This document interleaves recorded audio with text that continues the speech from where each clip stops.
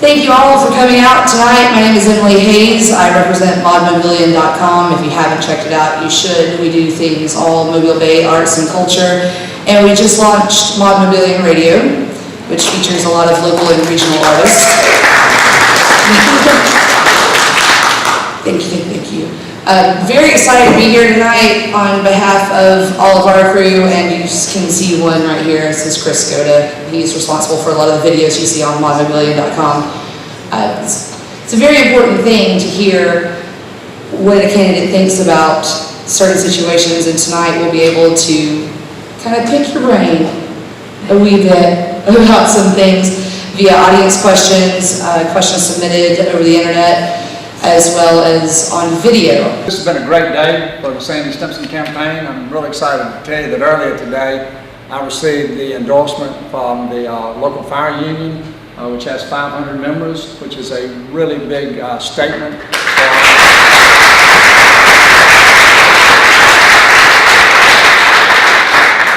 for our campaign.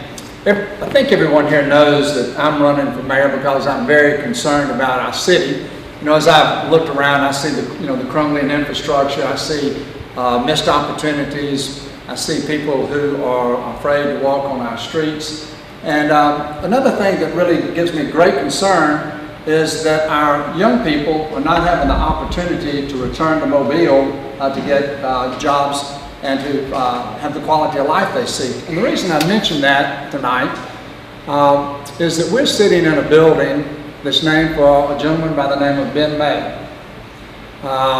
Some of you may have read editorials or information about Ben May, but it was 62 years ago that he called my father, who was living with my mother down in Apalachicola, Florida. My father was running a logging crew at that time in that area of the country that was playing out, and so he was looking for a job.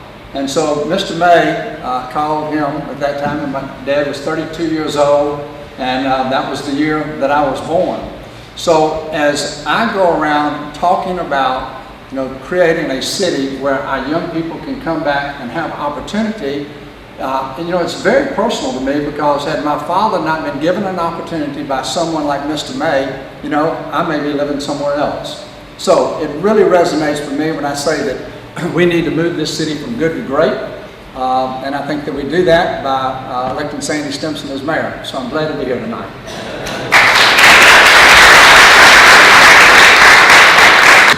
I'm Danielle Toussaint. I write a column called Bare Left for Mobilian, so that tells you where I'm coming from. Let's get started. Mr. Stimpson, Mobile in Alabama's courting of industry has led to our town being surrounded by chemical plants and heavy industry, which throughout the 20th century have ravaged our environment. We now have a proposal for a plant just outside of town that will concoct a herbicide more potent than Roundup. Construction is underway on oil pipelines across the county. Y'all might have heard a little something about that. And tanker cars will be transferring tar sands oil, perhaps extracted from right here in our state, with a rail to deep water situation right here within the city limits. We've all seen what can happen when something goes wrong with a few train cars full of oil. Y'all may have read about the disaster up in Canada. What will you do to help seek out less risky industries for our city? And what will you do to protect us from the ones that are already here? For those that may not know it, I've spent my working career working at Scotch and Gulf Lumber Company, originally it was Scotch Lumber Company. My educational background was civil engineering. As the only person at the company who had an engineering degree, I was responsible for filling out all the forms and understanding the regulations as it had to do with environmental and stormwater runoff. So all the reports, all the stuff that affected our company and the regulations that we had to adhere to, I was personally involved with. So I do have an understanding of the responsibility that's put on industry to make sure that they abide by the laws that are created to protect our society. We're very fortunate to have an Environmental Protection Agency, Alabama Department of Environmental Management, and the Corps of Engineers, who are also responsible for making sure that things are done in a fashion to protect various communities and protect the environment. But Mobile is really fortunate that we have two watchdog groups. We have Baykeepers and we have Partners for Environmental Progress. Those two groups keep what I call a very good pulse on what is going on. So if you have the watchdog groups, you have the regulatory agencies that are trying to make sure that you adhere to the rules and regulations. Is there another component of that? And I say it is. I say that you have to have a mayor that makes sure that ADEM, EPA, and the Corps, are doing the things that they need to do. But you also have to have a mayor who is true and being forthright when he says there will be transparency. Because for a group like Baykeepers, they want to know what the truth of the matter is, and they will do extensive research to make sure that that everybody understands the facts if they're given a forum to do that. So often they have to find out secondhand, that something is going on. And so my answer to the question is that I am very conscious of the environment. I'm understanding of what the city's responsibility is when it comes to environmental regulations. I intend to fully uphold those, but when it comes to making just a blanket decision that I will be against this, I'm not going to say that until all the information is forthcoming. And then when all the information is forthcoming, and I'm talking about from the citizens' input, from the environmental watchdogs, and then the decision can be made. I was interested at the debate at ASMS to hear you address the problem of the same people ending up being arrested and put in jail over and over again, the famous revolving door on the jail, and calling for rehab programs instead of just more enforcement. I agree that while sentencing is not under the city's control and criminal rehab may not be the city's responsibility, unrehabilitated criminals are certainly the city's problem. Please provide more details of what kind of programs you hope to see implemented and how the city will offer support. Danielle, to agree with you that it is a city problem on criminal rehabilitation. And I would go back to a comment I've made in the past about the number of students that we have that do not get a high school diploma. Well, 60% of our students that enter the 9th grade, or maybe 65, will end up with a high school diploma. Every single one of those children that do not get a high school diploma end up having to turn to the street to make a living. And when they do that, it lowers everybody's quality of life in here. So when it comes to rehabilitation, we lock people up 2 to 7 years, 10 years, whatever it is, and we expect them to go back into society and get a meaningful job. And just 2 programs that could help. One is called, I think it's Alabama Teen, and it has to do with drug rehabilitation, identifying those teenagers. I think it's TEEN is the acronym for it. But it is about identifying the children and working with their families to give them a pathway to break their drug and alcohol habits. Another one that's not really being talked about in prisons right now is Alabama Access Distant Learning. And so today, anyone can go online and not just get a GED, but they can get a high school diploma. And so there are things that could happen in prison to allow our inmates to get a high school diploma, not a GED, which would be very helpful to them being able to get a job when they get out. And it's a matter of putting a priority on it. And where does the funding come from? Again, it's about priorities. And there are 3 components of everything that we're talking about having to do with crime and a safe city. And it's prevention, enforcement, and rehabilitation. And so that's just 2 programs that I know that I think that I know about that would help in the rehabilitation of criminals. Okay, the first question from the Lagniappe editorial board. You've said it's difficult to prioritize what projects you would take on because of the murkiness of the current state of city finances. However, assuming you get into office and do find lots of waste and opportunities for savings, what would your top priorities be for that money? Or if you get in and find things are a little tighter or much tighter than you expected, what would your priorities be? Is the first priority, in my opinion, it has got to be public safety. We have got to make sure that Mobile is a safe city. When I first started the campaign, I used to go, being an engineer, I used to draw a little triangle and show everybody what the city looked like, and at the bottom I said, safe city. Because if you don't have a safe city, you really don't even have the foundation for having a safe city. We have men and women, our first responders, who are truly putting their life on the line for us every single day. Today, they find themselves the least paid of any of their contemporaries in any metropolitan area around Mobile.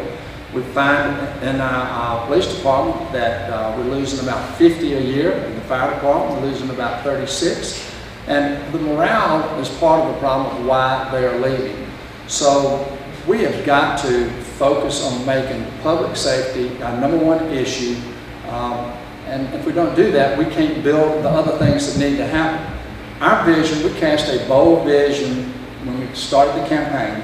And that bold vision is for Mobile to become the safest and most business and family-friendly city in America by the year 2020. Well, you cannot become the safest city in America if you do not fund your first responders. And they understand that, because it's not just about giving them the tools and equipment that they need. It's also about making sure that they are properly trained. And these are not things that I've just kind of, drawn up out of clear air. And these are things that the policemen and the firemen have told me that they need. So I look forward to being able to find the money, to make sure that it goes into public safety. But as we do that, we focus on the men and women that are doing it. We got to focus on crime prevention, and we have to focus on the criminal rehabilitation. And the second part of your question, if we don't find as much money as we hope to find, whatever money we find, still that is the #1 priority. What would be #2? Until we fix #1, it's #1. Okay. Explain your thoughts on transparency in a Stimpson administration and how it would differ from what we have now. The purpose of government is to serve the people. They provide those services by using your money. And today, it's very difficult to determine where all of that money is going. It's also very difficult for those that are in government to find out what's going on in the mayor's office, because they're very close about the information that they have. On numerous occasions, I've said on the second day of office that we're inviting the city council to come in and watch us take the door off the hinges. And that's not just a gimmick. I mean, it's truly to send a message to the city council, to the city employees, and to the citizens that we are going to operate differently than has been operated in the past, and we will have an open door policy. There's another piece, though. You can have an open door policy, and you can still find yourself somewhat filtered, and maybe not getting all the information from the perspective of the citizen. Because the citizen doesn't have the time to maybe run down and see the mayor and go to the community action group. So what do? You adopt a management tool that many other cities have adopted, and it's called balanced scorecards. And what a balanced scorecard will do is that it will take a metric that you're interested in. And one that I'll use is that recently the city council voted $30,000 to do a disparity study. Because I had mentioned earlier that the city was not fulfilling an obligation to hire, the 15% of the contracts were supposed to go to minorities. And so they will spend $30,000 to do a disparity study. If you had a balanced scorecard, you as a citizen could go online, and what you would look at online is like a speedometer, like the old speedometer that used to go to 120. You could see where the needle is. And you'd see that we're either at 15%, and it'd show you where we're supposed to be, and either we're above it or we're below it. So the balanced scorecard management tool, and what that does is you cast a vision, and then it's very important to align activities to make sure you fulfill that vision. So in casting the vision to be the safest city, the most business and family-friendly city, all of our metrics should be online for the citizens to see how we're doing toward reaching that goal. Hello, my name is Vanessa Martin, and I would like to ask Mr. Stimpson, what economic development will he be bringing to Mobile? I think that we have got to create more emphasis on the existing small businesses in Mobile. I think that we have got to create an environment where they can grow, cut the red tape at City Hall so that they can grow. Mobile's economic development arm is headquartered at our Chamber of Commerce. So they lead actually development. The new industry that wants to come to town, the new businesses come through the Chamber of Commerce. And so obviously, as the mayor, we will go and we will make sure that we are part of that process of business recruitment. But we have done the best job of economic development in the state, okay? With 18,000 jobs since 2000. But the problem is our city is shrinking because people are not choosing to live in Mobile, and part of that is that we're not growing our base, we're not growing our small, homegrown businesses. And first-time job seekers so often find their first job with a small business. So my focus is going to be to find out what do we have to do to make sure that our small businesses can grow, and that'll be my emphasis. Good evening. My name is Jessica James. I'm the conservative columnist for the Mobilian, penning the column Doing the Right Thing. Mr. Stimpson, how do you feel about annexation? As mayor, would you seek to annex more of the county into the city as a revenue generator? I will not seek annexation for the purpose of being a revenue generator. And the reason is that we need to take care first of what is inside of the existing city limits and make sure that people want to live in the city of Mobile. All right?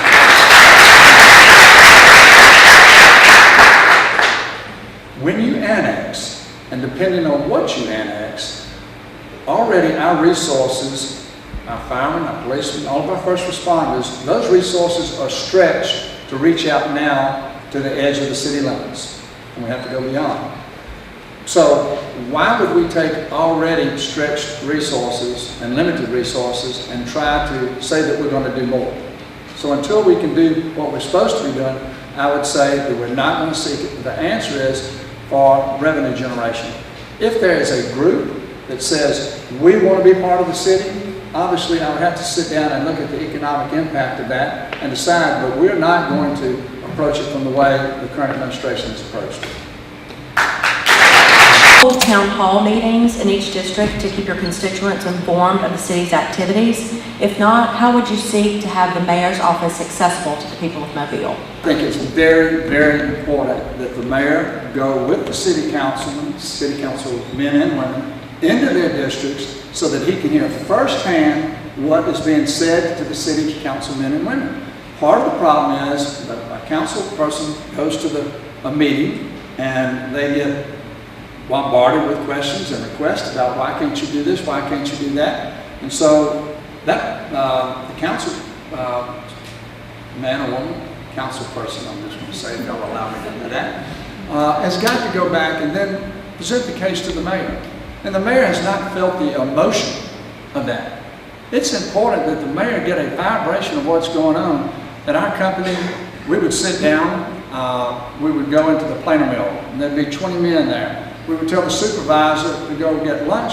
We would sit down with all the employees and listen to what they had to say, so that we wouldn't be, what they were saying wasn't going to be filtered, you know, by the time it got to us. And that's the way you get a pulse on what's going on. So I feel very strongly that the mayor has got to be out in the community, not just with the council people, but also just with interaction with the citizens. Okay, next up. While some are against the building of an I-10 bridge over the Mobile River, at least anecdotally, it appears the bottleneck at the Wallace Tunnel is growing worse each year, particularly in the summer. Where do you stand on the idea of a bridge? And if you are for it, how do you answer concerns that it would damage downtown? I am for the bridge, and anybody that's backed up on I-10, you know, for an hour, you would be for the bridge also, I believe. I just think that it's something that we've got to have. When you look at Government Street and what's going on with the Lagniappe Tunnel and the traffic backed up there, and you look at the challenges of the first responders getting to the bridge or getting around town, you know, it's a problem. Am I concerned about it damaging downtown? to me, the two things that come to mind when you use the word damage in downtown. One is there a concern about it doing some structural damage to something while the bridge is being built? Like, is it going to mess up the cathedral because of the vibration? Or is it going to mess up Christ Church? You know, there's certainly a historic building in our city. Being a civil engineer, I actually met with some of our historical architects. We walked through Christ Church. They explained the things that could be put on that church to monitor the vibrations. And I left that meeting thinking that I believe that the bridge can be built without doing any structural damage to our existing facilities. So as far as harming the city in that way, I do not have a concern. The other harm that I think people have in their minds of things that could harm downtown is the skyline. You know, is it going to be casting shadows? And all these questions that have come up at different meetings regarding the bridge. I'm of the opinion that the way bridges are built now, they become a focal point for a city. I mean, you go to different cities that have these new bridges, and you know, it's almost like it's a tourist attraction.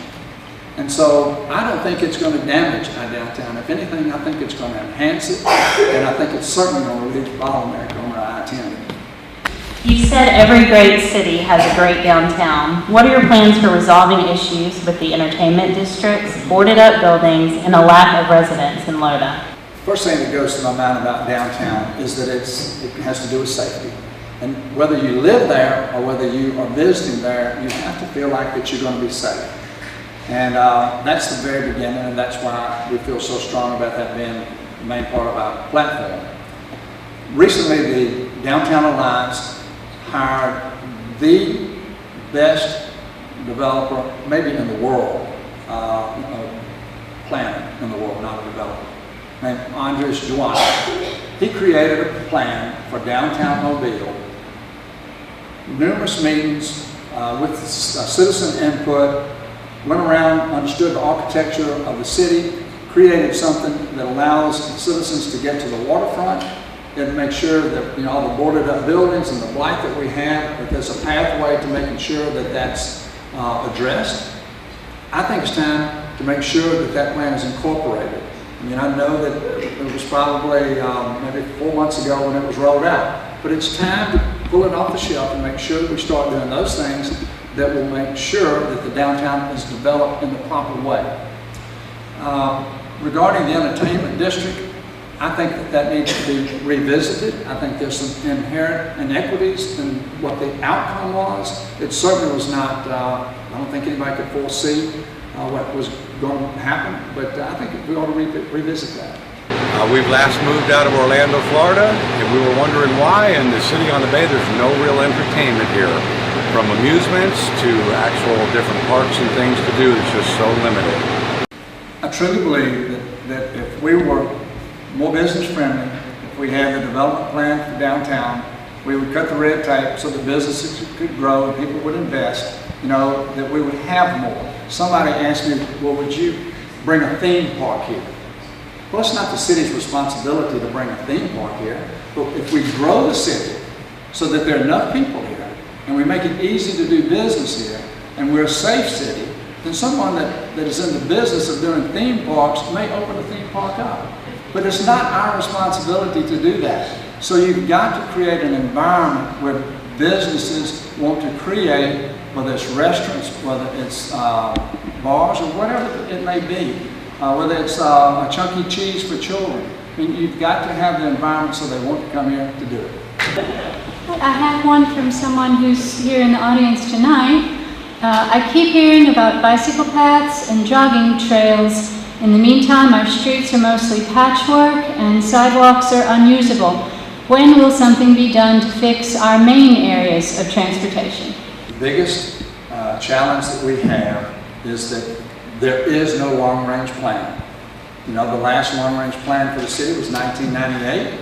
The long-range, there was one in 2003. It was only a draft and it alluded to the one done in 1998. So if you don't have a long-range plan, part of a strategic long-range plan, part of which would outline those cities and identify, you know, which ones need to be resurfaced, then all we're doing is we're reacting to input, or maybe the wheel that's squeaking the loudest. So we move from here to there. And so if that's the way we approach things, then we'll never have a systematic way of approaching the resurfacing the streets.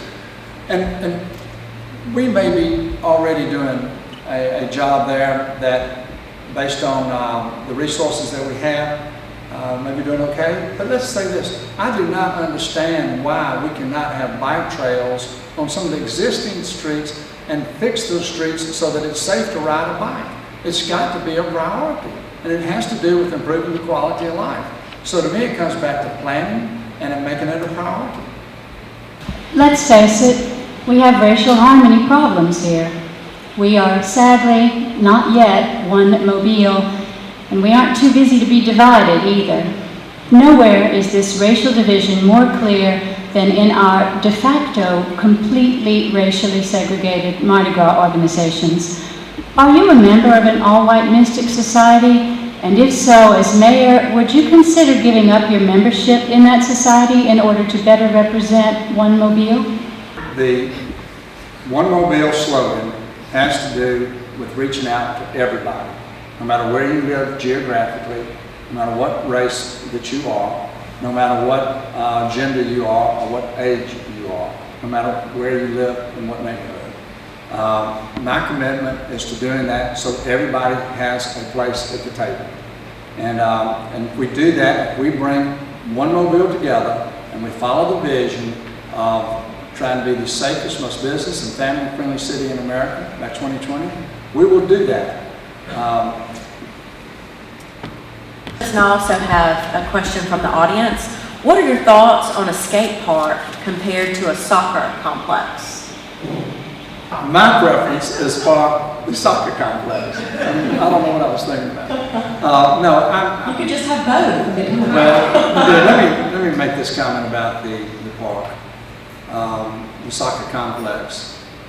I find it very interesting that we started 6 months ago talking about why we didn't have a baseball complex and why we didn't have a soccer complex. You know, in last week's edition of the Baldwin County paper, it said that they had generated $14 million in revenue from the baseball complex.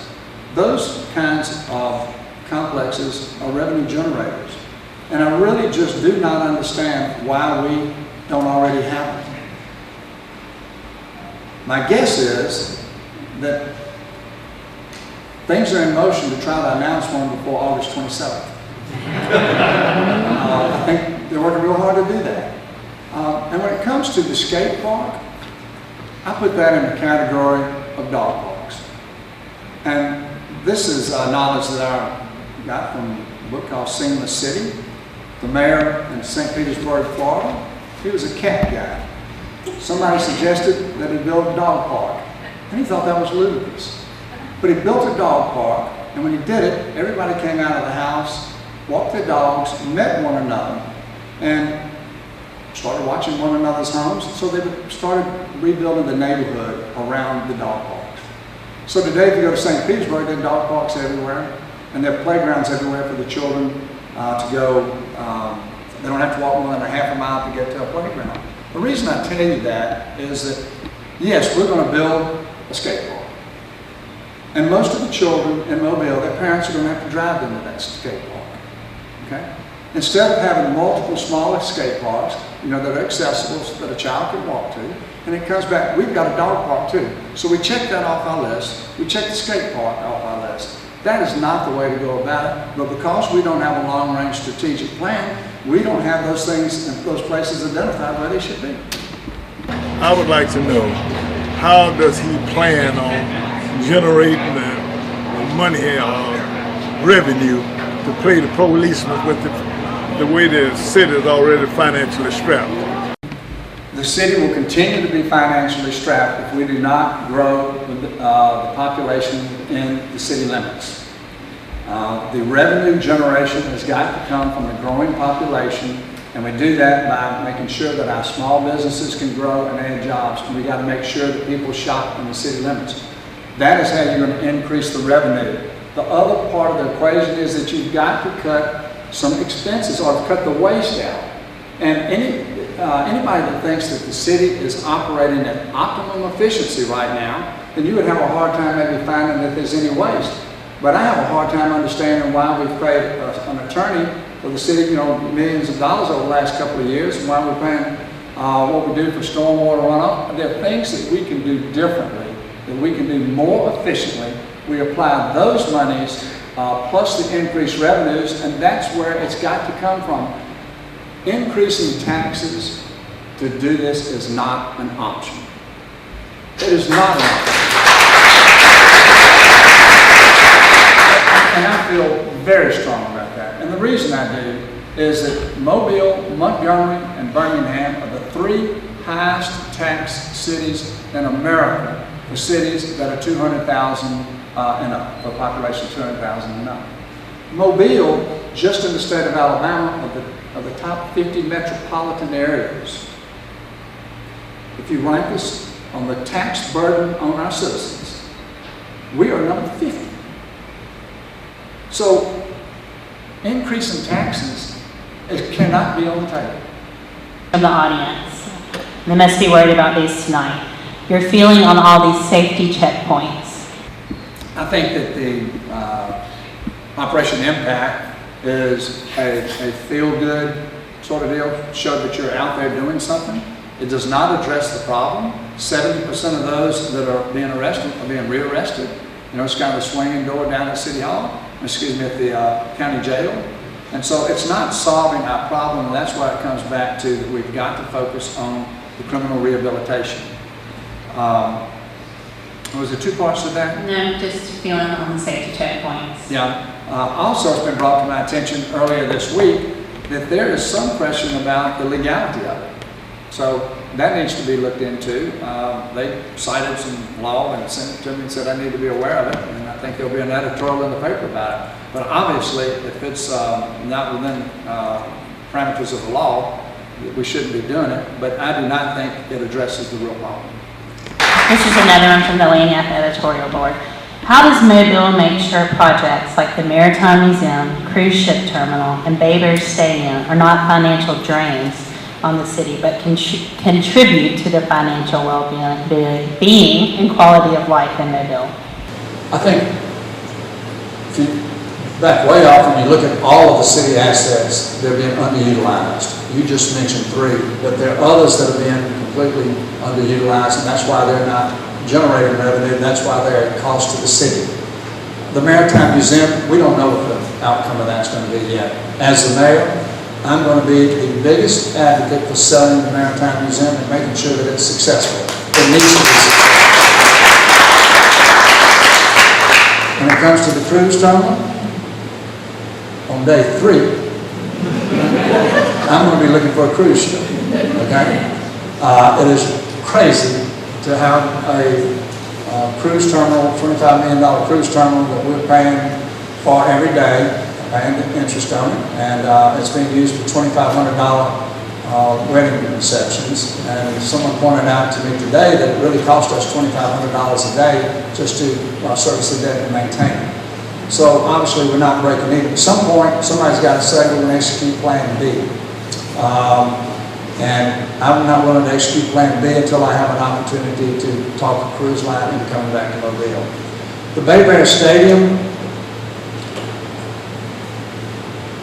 unless I'm corrected by somebody about this is my assessment of the stadium. Because we didn't have a strategic long-range plan to show where something like that should be put, it was put at a place where we could find the real estate to do it. Most cities end up putting a minor league team close to downtown so that when you leave the park, you walk to a place to eat dinner or go to a bar or some other venue so that you're spending money and the city's collecting taxes. So I want to say that that's an example of, because we didn't have a plan, we put something in the wrong place. And so it is not getting the use and generate the revenue that it should be. But if we grow the city, there'll be more people that hopefully will attend all of these. Now, there's another thing I'd like to bring to your attention, and it's not, it's an indicator of how underused our assets are. By show of hands, how many of you have ever heard of, first, have ever heard of the Lagniappe Amphitheater? Okay. These are all people that are involved in my campaign. Did you realize that we have a multi-million-dollar amphitheater that when it was built was probably state-of-the-art, that's in the Trinity Gardens area, that in the last 8 years, it has not been used a single time, except for when I had a campaign rally day. And we're paying somebody to be out there every single day. Now, that's a community, and people say there's nothing to do in Mobile. Well, I found out something. You have a rally, and you have a band, and you have food, people will come. We fill the place up. You know, tell me why the city cannot find some seed money to go to Trinity Gardens and in that community or in West Mobile at the Metal Hot Park and use those facilities more than they're being used. I just don't understand it. There are things that we can do, but we've got to engage the management in such a fashion to make sure that they're bringing the right shows so that our citizens will come out and use them. And even though what I've said about the amphitheater is not a revenue generator, it at least would be being used and the community would appreciate it. Why, when you see a lot of this, it's Sam Jones focusing on himself and then what's for Mobile? Why can't be what is best for Mobile as a whole? I'm going to answer that this way. A leader will cast a vision that creates improvement for everyone. And that's why we have the vision that we have. And it is about our city.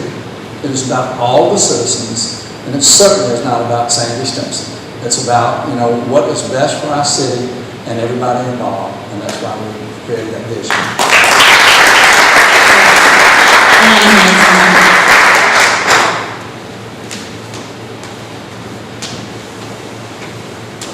Hello, sir. Hello. I have 2 questions for you. One comes from Carly Akers in regards to library doings. Do the candidates have library cards? What role do they see the library playing in the Mobile community? Is library funding important?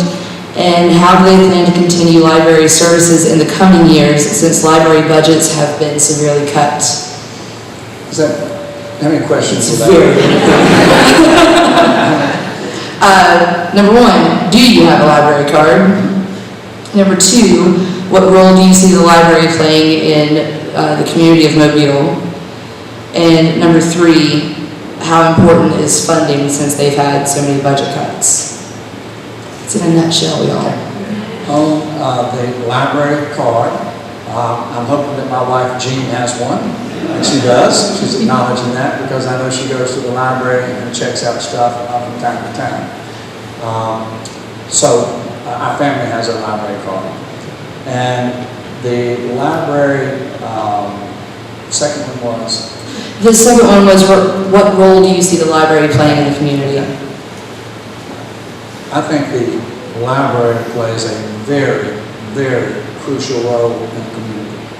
And the reason I believe that is that there are so many citizens in our city and other cities that cannot afford to have their own computer at home. They don't have the ability to research information, you know, unless they can have access to the library. If we're going to create one Mobile, when you do something that takes away from those that are possibly, I'm not saying all the library users are those that don't have computers at home, but we cannot afford to do anything to take away from those that don't have, I'd say maybe in the underserved community that depend on a library to get the information that they need to improve their quality of life. Having libraries improves the quality of life in a community because of what it does. Mobile is fortunate that we have multiple branches of the library. There's other cities that, in order to serve underserved communities, they have to go build additional branches. The librarians would tell you that they'd love to have some more branches, but if you look at where they are geographically, I think we have a good footprint. And so when it comes to funding, I'm not for cutting the funding to take away from the library to really go to something else. I think it ought to be maintained certainly at the current levels, and with additional funds available, it needs to be improved. Okay, now you thought that was long and full of questions. This is our second Mobilian submitted question. As a member of the Alabama Alliance of Business and Industry, the Mobile Area Chamber of Commerce, the Business Council of Alabama, and the Alabama Policy Institute, when did you become aware of the pipeline under construction to carry tar sands oil across the Big Creek Lake watershed? Do you favor this economic development? And as mayor, what action would you take in light of this development? Having been the chairman of all of those organizations, tar sands was never brought up in any meeting that I ever attended. I believe the first time I heard tar sands mentioned was I was walking down Dolphin Street on Friday night, and somebody stuck a fly in my face and said, "Are you against the tar sands?" And so at that point I had to start finding out what was going on with the tar sands. And if I heard about it before that, it could have been but a couple of weeks, maybe before that, maybe I read something in the newspaper. So it's very recently that I heard about it. My understanding though, when you talk about the Big Creek Lake, that is not a tar sands pipeline. That is another pipeline, is my understanding. I've already staked out my position on that and said I think that pipeline should not go under Big Creek Lake. It should be routed around it. And that's where I stand on that issue. When it comes to the other pipeline, which I understand will handle tar sands, and possibly be under the Mobile River, at this point, I'm waiting for baykeepers and Department of Environmental Progress to help with the research so that I fully understand the implications of the possible impact of what that means to the city. You know, from an emotional standpoint, you can stand up and say, I'm against it. And because when you hear somebody say how deadly it is, that's the first thing you say. Why would we want something like that? But I think in fairness to our community, you need to at least listen. And I have confidence in baykeepers and I have confidence in PEP. And so I want to know the whole story. Let me tell you, if it's as bad as what I think it is, I know where I'll come out of it. But I don't think it's fair to just sit here and try to maybe, just say I'm going to be against that too. Until I know more, that's my position.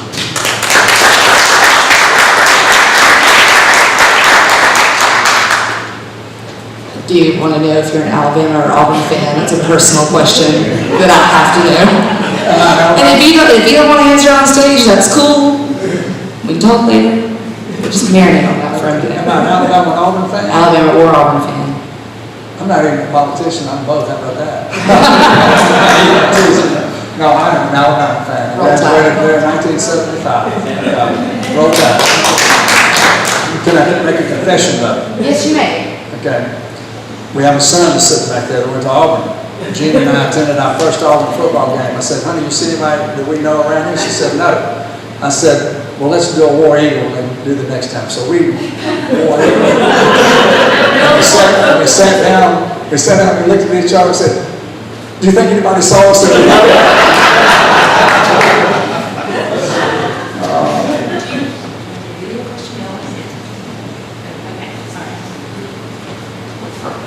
I think we just have a few more questions here and then we're done.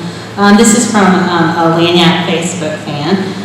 What specifically are your plans to clean up the litter and trash that line the roadways in Mobile? Sarah McCormick, you raise your hand. No. It isn't, to me, it is really embarrassing to see what we see on our streets. When visitors come to town and they're trying to locate here, whether it's an industry or individuals, the first thing they see is how well maintained, the city is. And they certainly cannot look at our city and get good vibrations about we're doing a good job maintaining it, especially from the litter in the streets. And also the next thing they're interested in is education. In order to address the litter problem, to me, just picking up litter is something that's necessary, but it takes a mindset change in order to keep people from littering. And there has to be things in place that discourages people from littering also. When I talk about a mindset change, I'll speak to my own personal mindset change that had occurred to me one day. I was walking down Old Shell Road in front of Wilma Hall, and I looked over and I saw Dr. Conrad Pierce. He had a garbage bag and some rippers, and he was picking up garbage as he went up the road. And I thought to myself, my gosh, if Dr. Pierce can pick up garbage, why can't I? And so I started doing the same thing, except I used my hand and pick the bag. I didn't have any rippers. And today, one of the Facebook postings that we had, it showed that we've been in intersection waiting. And when we go to an intersection waiting, we leave it cleaner than we found it. We take garbage bags with us and we pick up everything in the surrounding area. And so to me, that sets a tone for, if the mayor is willing to get out and pick up trash and garbage, you know, who may see the mayor doing that and saying, well, my gosh, if he can do that, then I can do that. Or maybe I won't throw it out. And so I think it starts at the top, and I want a clean city. And there are so many of our citizens want a clean city. I could not tell you the number of Sarah McCoys there are out there that are just livid about the way it looks. And just given a little rope, she would figure out how to fix it.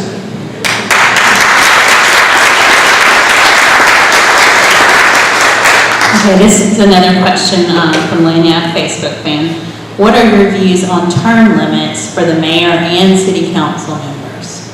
I know politicians love that question, but I am a believer in term limits, and I think that 8 years, you know, is plenty. You're there to serve, and it just seems that the longer they serve, the less they realize, how forgetful they get of why they're there. And so I'm against I'm against politicians just having a free run at multiple elections. So yes, I'm for term limits, and I think 8 years is a good number. okay, our final question. Our final question this evening is, what do you see as the greatest difference in your leadership style, or what you would bring to the city of Mobile as compared to the mayor? I think it has to start with a bold vision. People are going to follow someone that, first off, that they have confidence in, and so you cast a vision, and so people, they maybe buy into that vision, but they really want to buy into the leader and think he has the ability to bring everybody together to do that. And so what they'll do is they'll try to understand that person's core values. You know, what's their work ethic? What's their integrity?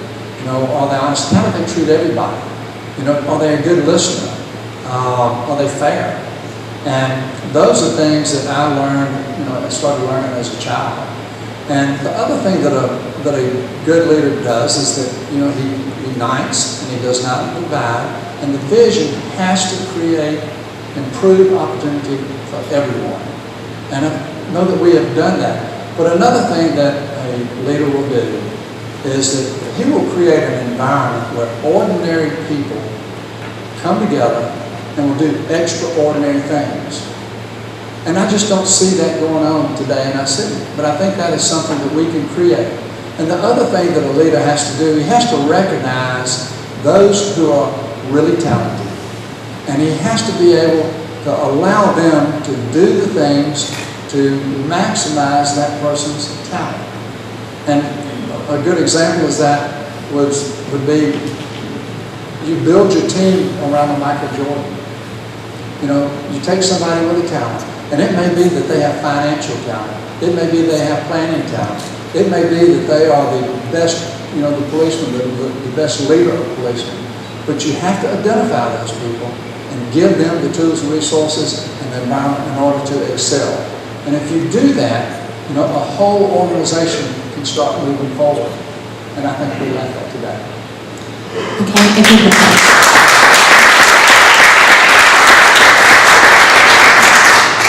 think that does it for all the questions this evening, but if you'd like to make some closing remarks.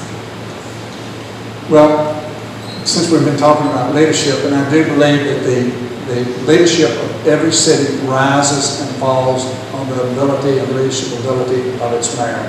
To repeat myself again, you've got to cast a vision that creates opportunity for everyone. A leader unites, he doesn't divide. A leader accepts responsibility, he does not cast blame. When I'm your mayor, I will accept responsibility. If there's not a cruise ship at the cruise terminal, I'm responsible. If only 80% of our, or less than 80% of our children are getting a high school diploma, I'm responsible. If there are falsifications of our crime statistics, I am responsible. All of my life, I've been casting bold visions and I've been accepting responsibility. I've done it in business, I've done it in civic organizations, and I've done it in schools. So I'm not new to doing that. So being the mayor, I feel like that all of my life I've been training to do this job. I would ask you though, look around you. Ask yourself these questions. Do you feel safer today? Safer today than you have? Is your neighborhood safer? Is your quality of life better? Is the quality of life in your neighborhood better? Are you convinced that City Hall is operating at optimum efficiency? And do you see any waste at City Hall? Do you see City Hall trying to cut waste and improve our efficiencies? Because let me say this, if we're not doing those things, then we are not prepared to take advantage of the opportunities that will come to us by Airbus. We are not ready to seize the moment because we don't have our house in order as it stands today. I stand ready to lead Mobile from good to great, becoming the most business and family-friendly city in America by the year 2020. And if we embrace this vision, if we reach out across our community to everyone, regardless of gender, regardless of race, regardless of where you live, then we will truly become one Mobile, and Mobile will no longer be a city in decline. Just imagine, if we're trying to be the safest city in America, think of how many lives we would save. Think of how many violent crimes that we could stop from happening. Think of the beautiful and safe parks that we could have. Just imagine what it would be like to have a vibrant and growing arts community. But even more so, think about if we had a city where our young people stayed here because the greatest opportunity they could find is here. When we do that, when we come together and Mobile becomes the city to live, work, play, and pray together, then it will be those that live in other cities that will be exporting their most valuable item to us, and that is their young people. And when we have done that, then we will be that place where everyone wants to live. So that's my vision. I appreciate the opportunity to be here with you. Over the next almost just 1 month, maybe 28 days, I will be working hard to earn your vote. And I can promise you, as you look at your options, that you can rest assured that if you vote for Sandy Stimpson, that you will have elected the person that's in the best position, who is the most passionate about changing our city. They say that those who are passionate about changing the world, what they do. And if we become passionate about changing this city, we will. Thank you very much.